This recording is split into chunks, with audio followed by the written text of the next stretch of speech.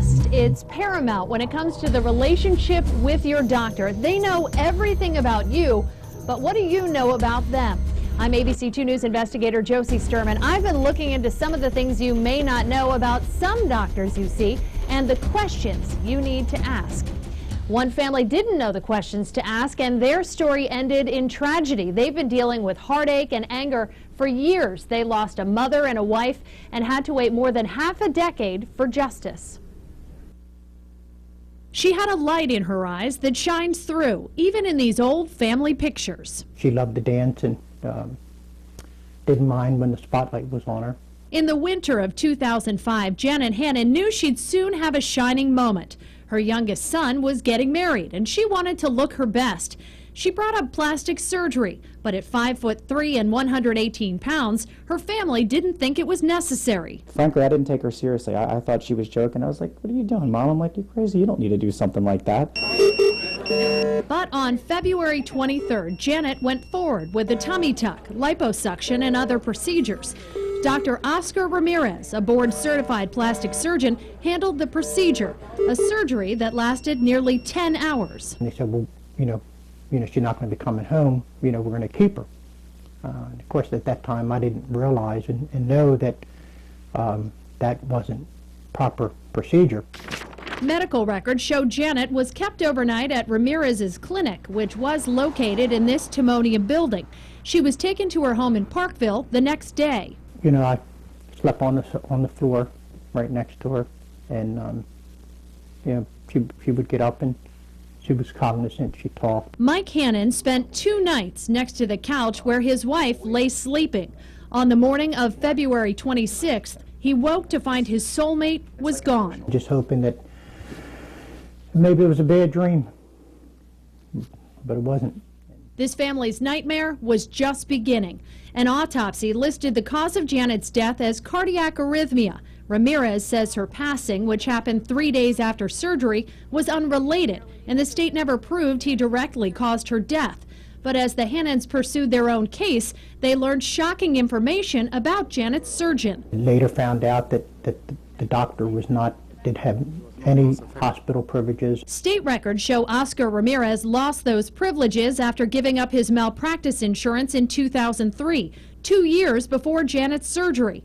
The Hannons also discovered that under state and industry rules, the kind of outpatient clinic Ramirez was running wasn't supposed to keep patients overnight or do procedures longer than 6 hours. And they learned Ramirez had lost a patient following a 12-hour surgery just 5 months before Janet died. I hope no one has to go through this again like we do. I mean, it's devastating. It's devastating. Devastation further compounded by legal battles. Court files show the Hannons sued Ramirez for malpractice in 2006 and eventually settled with him.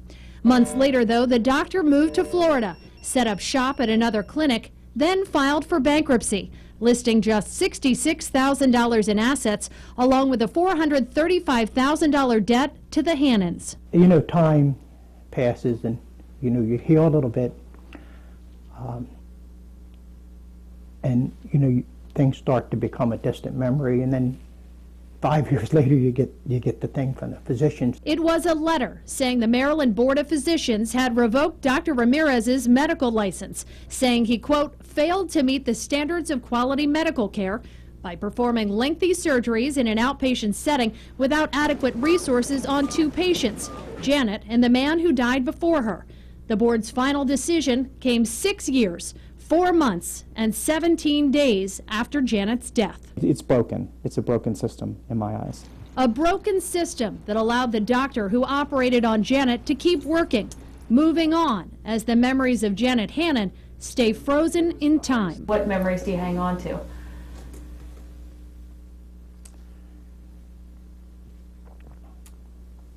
Just the love between us, the caring, morning embraces, a kiss goodnight, holding her hand, dancing a jitterbug.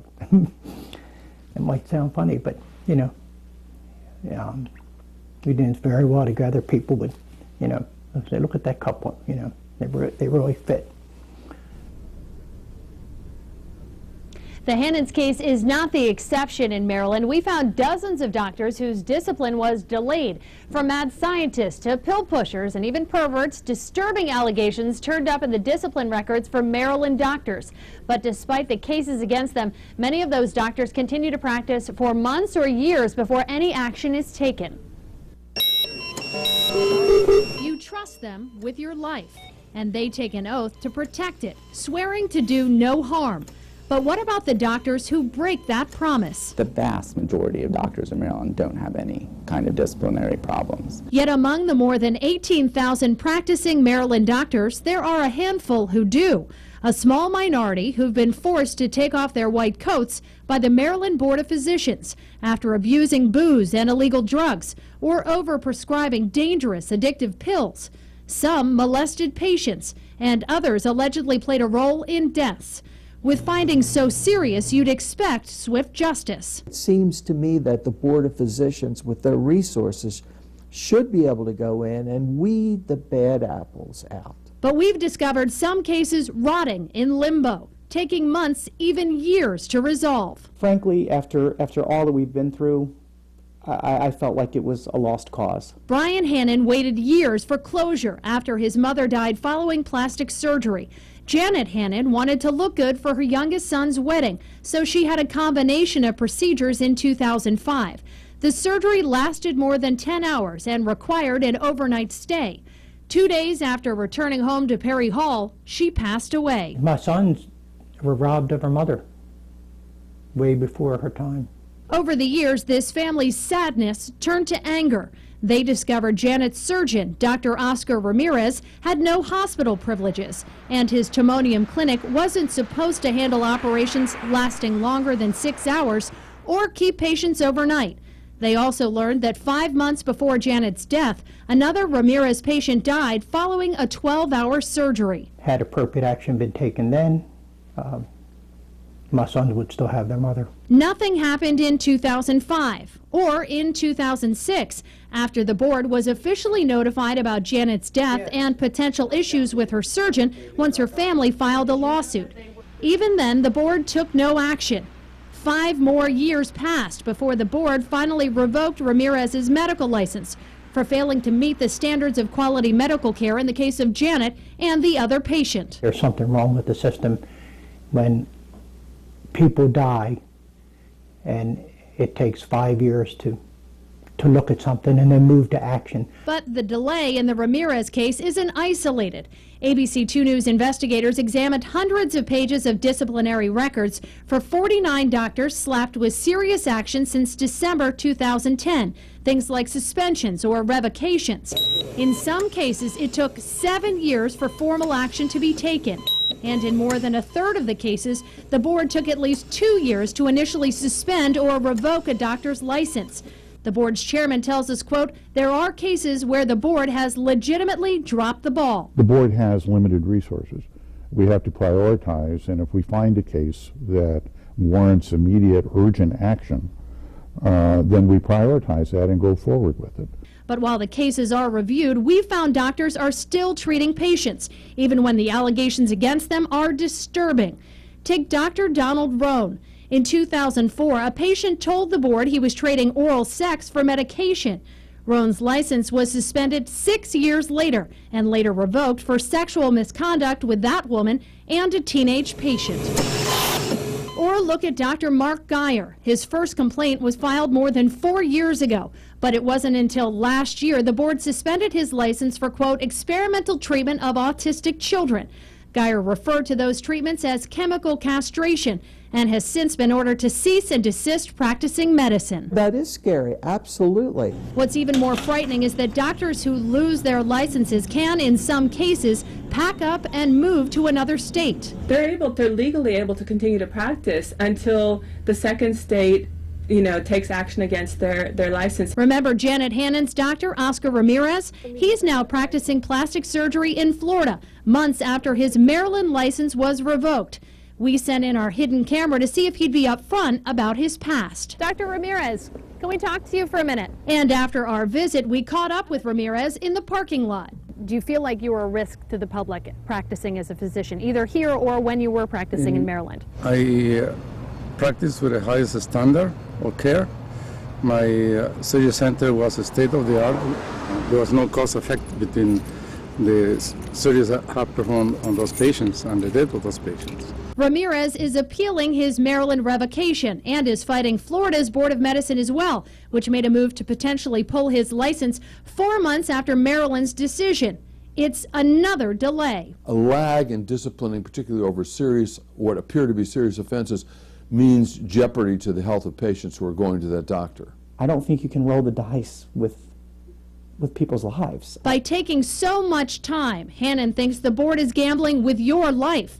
He's fighting in his mother's honor, hoping to make the odds better for you. And every time I say, enough's enough, I can't take it anymore, I look at her picture or I look at her plaque, you know, from her award, and I say, I can't quit. I can't. We've been contacting the Board of Physicians about our findings since December 28th, and after putting us off for weeks, the chairman was finally made available for an on-camera interview yesterday to respond to lengthy delays we uncovered. There are many reasons for delays of the board, and up front, some of them are internal. The board has made a mistake in following through on certain investigations for a number of reasons. We have implemented procedures to keep that from happening again.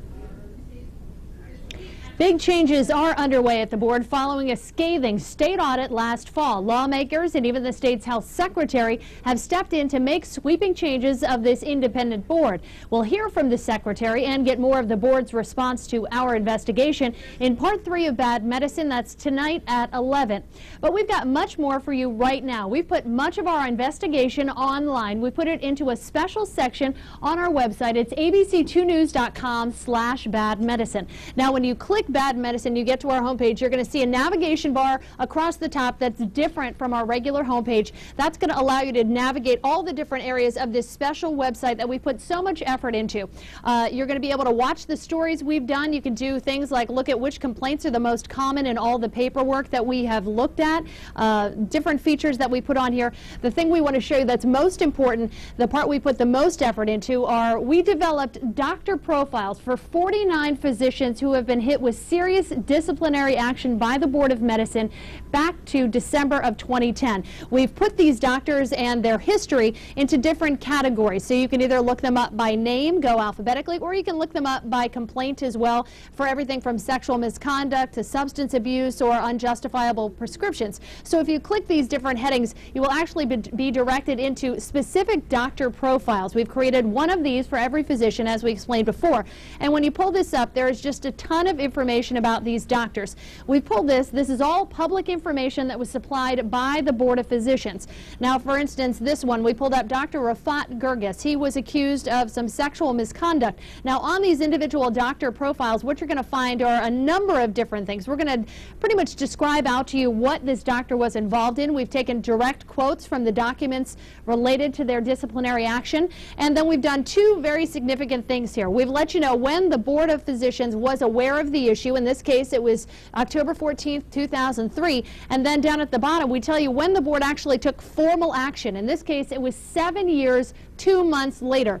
So you can get the complete history of this doctor related to their most serious discipline in the last 14 months or so. And then if you want, we've also posted links to their actual documentation itself. There's basically a legal case with every doctor, and our web crew has gone through and posted the documentation itself.